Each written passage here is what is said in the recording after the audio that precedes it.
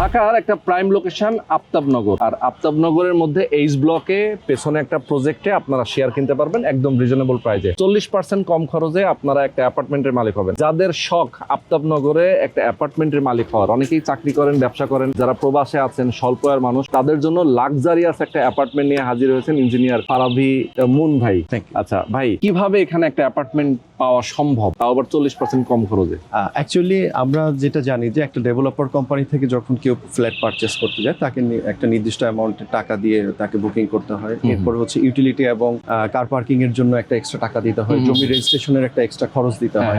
তো আমরা 40% বলছি এই কারণেই যে আপনি যখন আমাদের এখানে একজন শেয়ার মালিক হবেন, সাথে সাথে আমরা সকল শেয়ার হোল্ডারদেরকে এক দলিলের ভিতরে সাবকাবলা দলিলে আমরা এটা রেজিস্ট্রেশন করে দেব, আপনি জমির মালিকানা পেয়ে যাচ্ছেন নিশ্চিন্তে।